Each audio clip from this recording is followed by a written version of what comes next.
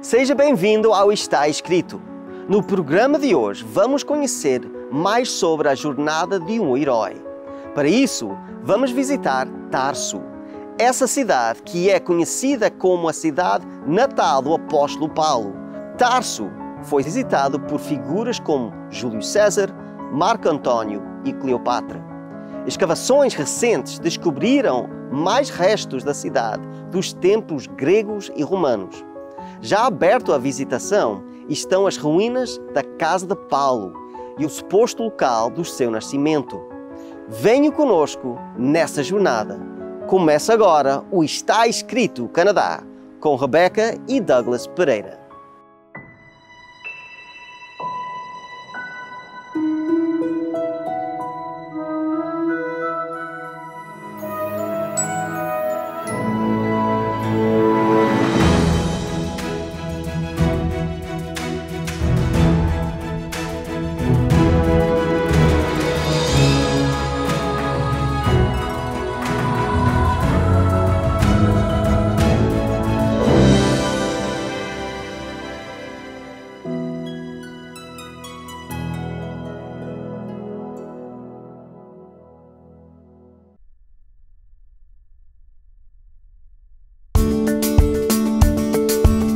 Situada hoje a 16 quilômetros da encosta do mar, Tarso se via como uma cidade portuária por causa do rio Cydnus, hoje Tarsus Caiui, que passa por Tarso a caminho do mar. No meio de uma rotunda em Tarso, na estrada para Mersim, existe um portão romano chamado de Portão de Cleópatra. Ao norte do portão, no distrito de Camii Cedi, você encontra o que é conhecido como o Poço de Paulo. O poço, que se afirma ter mais de 30 metros de profundidade, é supostamente construído onde a casa de Paulo se encontrava. Embora não haja base histórica para tais reivindicações, o poço, aparentemente, é da época romana, já que cerca de 1 metro de profundidade encontra-se pavimentos romanos. Um pouco mais ao norte da cidade, no lado oposto da estrada para Mersim, encontra-se o Makankami. A lenda islâmica afirma que perto dessa mesquita está enterrado o corpo do profeta Daniel do Antigo Testamento, o principal personagem do livro de Daniel, que foi levado para a Babilônia como um dos exilados. O mausoléu bem aqui atrás de mim, do lado leste da mesquita, é supostamente o túmulo de Daniel. Não há dúvidas de que Tarso é mais conhecida como o local de nascimento do apóstolo Paulo. Por mais de um século, alguns estudiosos alegaram que Paulo deveria ser entendido como o segundo fundador do cristianismo. O que eles querem dizer com isso é que o cristianismo é mais do que apenas a religião que Jesus pregava. É também a religião que se prega sobre Jesus. E mais do que qualquer outra pessoa, foi o apóstolo Paulo que mudou a ênfase do cristianismo, da proclamação de Jesus para a proclamação sobre Jesus. Pode-se, de fato, sugerir que sem Paulo, o cristianismo como conhecemos hoje nunca teria sido possível.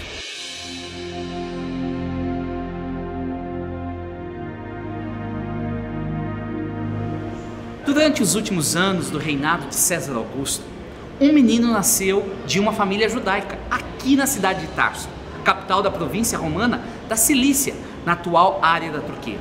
A família, descendente da tribo de Benjamim, deu ao seu filho o nome de Saulo, que remete ao mais ilustre membro da história de sua família, Saul, o primeiro rei de Israel. Como cidadão romano, o menino tinha pelo menos 3 nomes. Por um, tornou-se famoso, Paulus. Paulo cresceu na próspera metrópole de Tarso, uma cidade conhecida por sua filosofia, ciência, educação e cultura. Uma cultura em que havia uma mistura de elementos gregos, romanos e judaicos. As indústrias em Tarso incluíam tecelagem e a fabricação de tendas, um ofício que Saulo usaria mais tarde para subsidiar suas viagens. Em seus escritos, evidenciamos perspectivas e cenas de Tarso, em contraste com as ilustrações rurais de Jesus. As metáforas de Paulo se baseavam na vida urbana. Embora tenha nascido em Tarso, Paulo testificou aos judeus em Jerusalém que ele havia sido criado em Jerusalém como aluno de Gamaliel. Não é claro quando Paulo foi trazido pela primeira vez a Jerusalém, mas existe a possibilidade de que isso ocorreu quando ele tinha entre 13 e 20 anos, quando ele poderia ter iniciado os estudos rabínicos. O seu rabi, Gamaliel, era neto de Léo, que iniciou a escola farisaica, cujos ensinamentos são presentes até o dia de hoje através do Talmud. Este é o mesmo Gamaliel cuja sabedoria persuadiu o Sinédrio a poupar as vidas de Pedro e dos apóstolos. No entanto, Saulo não adotou a mesma moderação de seu rabi, especialmente para com os membros da seita messiânica. Saulo uniu-se ao crescente número de líderes judeus que constantemente perseguiam e até mataram seguidores de O Caminho, como o cristianismo era conhecido. A perseguição se intensificou aos membros de O Caminho. E Saulo obteve documentos oficiais do sumo sacerdote de Jerusalém, garantindo de que as sinagogas de Damasco pudessem extraditar os membros de O Caminho para julgamento em Jerusalém. No entanto, no seu caminho para Damasco, os planos de Saulo e a sua vida mudaram. Por volta do meio-dia, enquanto Saulo e seu grupo se aproximavam de Damasco, uma forte luz brilhou ao redor deles. Atordoado, Saulo caiu no chão e ouviu uma voz: Saulo, Saulo, por que você me persegue? Ele estava pasmo. Quem és tu, Senhor? Ele perguntou sem saber o que havia jogado no chão. Então ele ouviu: eu sou Jesus a quem você persegue. Levante-se, entre na cidade. Alguém lhe dirá o que você deve fazer. Os companheiros de viagem de Saulo viram a luz e ouviram os ruídos, mas não conseguiram entender o que estava acontecendo. Enquanto ajudavam Saulo, descobriram que ele não podia ver nada. Eles tiveram que guiá-lo pela mão o resto do caminho até Damasco. Saulo não comeu ou bebeu por 3 dias. Embora não esteja claro se este foi um jejum autoimposto ou resultado de um trauma. Em um desses dias, ele experimentou outra visão em que um homem veio até ele, colocou as mãos sobre ele e orou. Então a visão se tornou realidade. Um homem chamado Ananias veio e orou por Saulo. Foi assim que o historiador Lucas descreve o que ocorreu em seguida. Algo como escamas caiu dos olhos de Saulo. Saulo não apenas ganhou a sua visão de volta, mas também uma nova perspectiva religiosa. Ele estava convencido de que Jesus, o itinerante nazareno que foi executado, estava vivo e o chamou para um serviço especial. Surpreendentemente, Saulo, um judeu devoto e etnocêntrico, agora acreditava que sua missão de vida era falar sobre Jesus para não-judeus. Saulo submeteu-se ao batismo, o rito da iniciação para os seguidores de O Caminho. Então, ele desapareceu na Arábia por 3 anos. Saulo permaneceu desconhecido e desacreditado pelos adeptos de O Caminho, na Judéia. Rumores afirmavam que a conversão de Saulo não era genuína, era uma artimanha inteligente para descobrir mais membros do caminho e mandá-los para a prisão. José de Chipre, conhecido como Barnabé, conseguiu apresentar Saulo aos líderes da igreja. Durante esses anos, a vida de Saulo estava em constante perigo. Em 2 ocasiões, judeus devotos, talvez ex-colegas, tentaram matá-lo. Em meados dos anos 40, o caminho tinha se espalhado para o norte até a região de Antioquia, na Síria. Barnabé, um dos líderes, viajou para Tarso para buscar Saulo. Juntos, passaram um ano ensinando os recém-convertidos aqui em Antioquia. Os líderes, aparentemente impressionados com o trabalho de Saulo e Barnabé com os conversos gregos, determinaram que eles deveriam levar a mensagem de Cristo a Chipre e à Ásia Menor. Vários aspectos desta viagem merecem destaque. Primeiro, Saulo começou a usar seu nome romano, Paulus. Em segundo lugar, no início, talvez em Chipre, Paulo se tornou o líder da missão. Ele voltou para Antioquia e de lá foi para Jerusalém, para aquilo que é conhecido como o Concílio em Jerusalém, para discutir uma questão teológica importante. O concílio emitiu um decreto afirmando que os cristãos gentios não tinham que observar as tradições judaicas. Com essa questão resolvida, Paulo convidou Barnabé para outra jornada para ver como os novos conversos estavam. Barnabé insistiu em levar João Marcos, um dos primeiros companheiros de sua primeira jornada, mas Paulo não concordou. João Marcos os abandonou na primeira viagem e, segundo Paulo, ele não deveria fazer parte da segunda viagem. Paulo e Barnabé argumentaram sobre a questão e decidiram se separar. Barnabé e João Marcos partiram para Chipre. Paulo tomou um novo parceiro, Silas, e foi para Síria e Cilícia. Paulo e Silas começaram o que é conhecida como a segunda viagem missionária de Paulo. Ao longo do caminho, Paulo tomou um novo converso chamado Timóteo. Mais tarde, Lucas, um médico grego que escreveu a história do movimento cristão, também se juntou ao grupo. Paulo permaneceu por um longo período na grande cidade de Corinto, onde o tratamento que recebeu na sinagoga o levou novamente a começar a trabalhar entre os gregos. Paulo retornou então para Antioquia, esta cidade. Então ele começou a partir daqui a sua terceira viagem missionária. Ele estabeleceu residência em Éfeso por mais de 2 anos, cerca de 52 a 54 depois de Cristo. Então ele foi para Jerusalém e, em parte, ele queria entregar um fundo de alívio que ele havia coletado com as igrejas gentias para os cristãos de Jerusalém que enfrentavam dificuldades. Mas Paulo era realista e sabia que sua reputação entre os judeus na Judéia provavelmente o levaria a mais perseguições e talvez a prisão. Quando seus amigos tentaram dissuadi-lo, ele avançou. Ele disse que se sentiu guiado pelo Espírito de Deus a ir a Jerusalém para que ele pudesse terminar a corrida e completar o ministério que o Senhor Jesus me confiou, de testemunhar do Evangelho da graça de Deus. Paulo e seus companheiros chegaram em Jerusalém por volta do ano 57 d.C. Estando em Jerusalém, Paulo foi capturado e os líderes judeus estavam prestes a matá-lo quando as tropas romanas apareceram e prenderam Paulo, acorrentando-o. Nos anos seguintes, ele foi arrastado de um legislador romano até outro. Mais tarde, a pedido dele, foi levado para Roma. Em Roma, Paulo ficou preso em prisão domiciliar e convidava judeus a irem até a sua casa. E lá, o que ele fazia? Estudava a Bíblia com eles. Não conhecemos o resultado final da audiência oficial de Paulo, que provavelmente ocorreu em 62 d.C. A tradição diz que ele foi martirizado por espada durante a perseguição de Nero. O pregador P.T. Forsyth disse uma vez: "Você deve viver com as pessoas para conhecer seus problemas e viver com Deus para resolvê-los."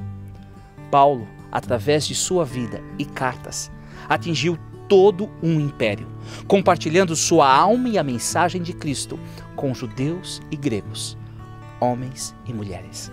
Tornei-me tudo para com todos, para de alguma forma salvar alguns. Paulo foi um instrumento poderoso nas mãos de Deus. A influência de Paulo sobre o cristianismo e, portanto, para a história mundial, pode ser vista em pelo menos 5 áreas. Primeiramente, através da perseguição. Na verdade, a perseguição ajudou a espalhar a palavra de Deus em todo o Império Romano. Pouco depois que Saulo esteve envolvido no apedrejamento e na morte de Estevão, o diácono, naquela ocasião desencadeou-se grande perseguição contra a igreja em Jerusalém. Todos, exceto os apóstolos, foram dispersos pelas regiões da Judeia e de Samaria. Então, o que aconteceu com os cristãos que escaparam e foram espalhados? Os que haviam sido dispersos pregavam a palavra por onde quer que fossem. O movimento que os líderes religiosos judeus estavam tentando eliminar, perseguindo-os e até mesmo matando-os, fez com que a igreja fosse espalhada por todo o mundo. Assim, Paulo, antes da conversão, estava realmente ajudando o avanço do evangelho ao tentar destruí-lo. Você não conseguirá destruir o que Jesus disse que as portas do inferno ou até mesmo a morte não conseguem prevalecer: a Igreja de Deus. Segundo, conseguimos ver a influência de Paulo através de suas missões. Deus disse a Ananias que fosse buscar Saulo. "Vá, este homem é meu instrumento escolhido para levar o meu nome perante os gentios e seus reis e perante o povo de Israel." Esta foi a missão de Paulo. O mesmo apóstolo Paulo disse: sempre fiz questão de pregar o evangelho onde Cristo ainda não era conhecido. Assim sendo, hão de vê-lo aqueles que não tinham ouvido falar dele, e o entenderão aqueles que não o haviam escutado. Paulo entendia que ele não tinha outra escolha a não ser aquilo que havia sido designado a ele, pois me é imposta a necessidade de pregar. Ai de mim, se não pregar o evangelho. Assim foi com a igreja primitiva e os apóstolos. Eles tinham esse senso de missão, pois não podemos deixar de falar do que vimos e ouvimos. O apóstolo Paulo disse que Deus lhe ordenou: vá, eu enviarei para longe aos gentios. Não havia um plano B para Paulo. A missão era a razão de sua existência. Terceiro, Paulo impactou através de suas cartas. As cartas de Paulo, posteriormente, foram canonizadas, se tornaram parte das Sagradas Escrituras, parte do Novo Testamento. O ponto principal é que toda a Escritura é inspirada por Deus e útil para o ensino, para a repreensão, para a correção e para a instrução na justiça. Quando Paulo falava sobre a palavra de Deus, muitas vezes ele citava as Escrituras do Antigo Testamento, porque era tudo o que tinham naquele momento. Dizer que a Bíblia é um produto do homem é como dizer que esse texto que você está escutando agora, esse script, é produto do meu teclado. Sim, eu tive que usar o teclado para digitá-lo, mas o teclado teve que ser movido pela minha mente, dizendo aos meus dedos o que escrever. E por isso que é tolo acreditar que esse script é um produto do meu teclado. Eu sou a inspiração por trás disso, não meu próprio teclado. Quarto, podemos evidenciar a influência de Paulo no cristianismo através do poder do Espírito Santo. Deus usou Paulo para influenciar a cultura e depois o mundo. Mas as muitas cartas que ele escreveu no Novo Testamento, mais tarde chamadas de livros, foram todas escritas sob a inspiração do Espírito Santo. Paulo não poderia ter feito nada sem Cristo e seu Espírito. A menos que o Espírito de Deus mova o povo de Deus para compreender as Sagradas Escrituras, não haveria filhos de Deus. O apóstolo sabia que a palavra de Deus tinha poder, como ele escreveu: não me envergonho do evangelho, porque é o poder de Deus para a salvação de todo aquele que crê, primeiro do judeu, depois do grego. Pois a mensagem da cruz é loucura para os que estão perecendo, mas para nós que estamos sendo salvos, é o poder de Deus. O que Paulo escreveu é semelhante ao que o profeta Isaías escreveu. Assim também ocorre com a palavra que sai da minha boca. Ela não voltará para mim vazia, mas fará o que desejo e atingirá o propósito para o qual a enviei. Quinto e último, a influência de Paulo pode ser vista através de sua vida e dedicação. Há muito que podemos aprender com a vida do apóstolo Paulo. Longe de ser uma história medíocre, Paulo teve a oportunidade de fazer coisas extraordinárias para o reino de Deus. A história de Paulo é uma história de redenção em Jesus Cristo e um testemunho de que ninguém está fora do alcance da graça salvadora do Senhor. A notável história de Paulo repete-se todos os dias, quando pessoas feridas, pecadores, são transformadas pela graça salvadora de Deus em Jesus Cristo. Aprendemos com a vida de Paulo que qualquer um pode ser um testemunho poderoso para a glória de Jesus Cristo. Outra lição é que qualquer pessoa pode entregar-se e dedicar-se completamente a Deus.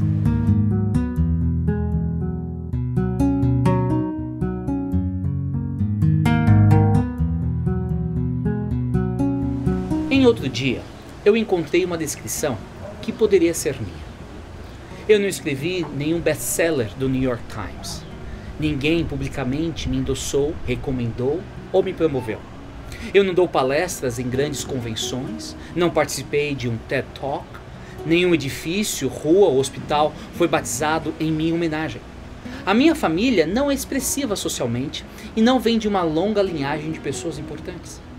E eu posso afirmar que está tudo bem. Realmente está tudo bem. Por quê? Porque Deus não se impressiona pelo meu currículo. Deus ri de qualquer tentativa minha ou sua de provar nossa importância, dignidade. Nossas realizações não justificam nossa existência. Nossos triunfos não nos fazem merecedor de qualquer grandeza. Deus não está impressionado com quantos seguidores nós temos, muito menos com quantos likes recebemos ou quantas vezes fomos retuitados. A realidade é que Deus usa as pessoas comuns de maneiras extraordinárias para a sua glória. Deus escolhe deliberadamente vasos imperfeitos, aqueles que foram feridos, aqueles com limitações físicas ou emocionais. Então, Ele os prepara para servir e os envia com suas fraquezas ainda evidentes, para que sua força possa ser perfeita na fraqueza. Deus usou Pedro, que tinha um temperamento difícil. Raabe, que era uma prostituta. Davi, que teve um caso. Deus usou Noé, que ficou bêbado. Sara, que era impaciente. Elias, que era deprimido. Deus usou Abraão, que era idoso. Ruth, que era estrangeira. E Paulo, que era um assassino. Da mesma forma que Deus usou todos estes e muitos outros, Ele pode e quer usar você. Ele está convidando para ser os seus braços, os braços de Deus, as suas mãos, a sua boca, para que o mundo conheça que Deus é o Senhor. Deus não chama o qualificado, Ele qualifica aquele a quem chama. Qual será a sua resposta? Caso não compreendeu a missão que Cristo deu, o que Ele espera de você. Canto outra vez e repito a lição. Tome para si e não a passe para alguém. Antes que ela esteja dentro do seu coração, antes que ela se transforme em sal. Hoje você está no lugar de Jesus. O seu chamado é para ser o corpo dele aqui, para que quando alguém orar clamando ao Senhor, precisando de ajuda e amor, você esteja ali.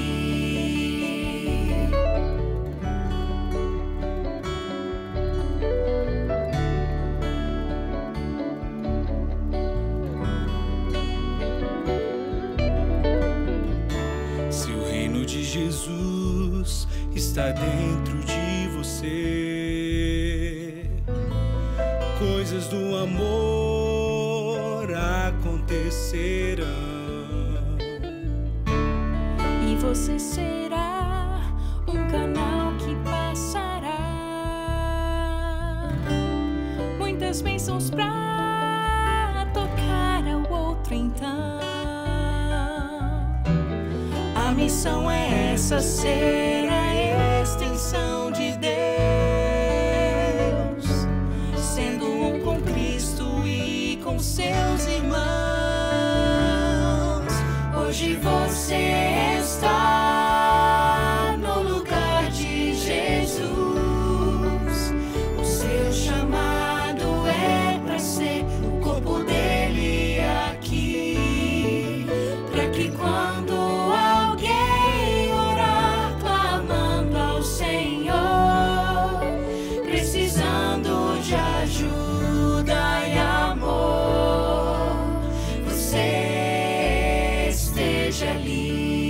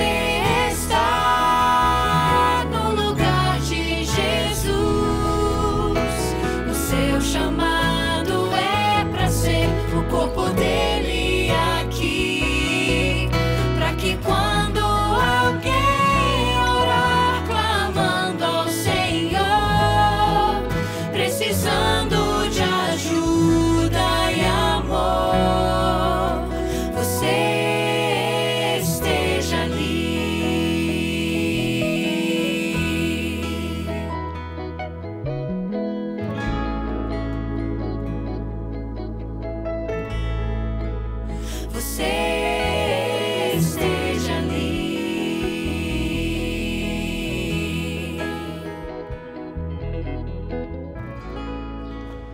Vamos orar. Querido Pai, obrigado por nos amar. Obrigado por nos usar a despeito das nossas limitações, fraquezas e falhas. Obrigado por nos conceder uma segunda chance. Senhor, nós queremos ser a Tua voz. Nós queremos ser os Teus braços, a Tua boca, os Teus pés neste mundo de dor. Usa-nos para sermos mensageiros da esperança. Nos abençoe, ó Pai. É no nome de Cristo que nós oramos. Amém.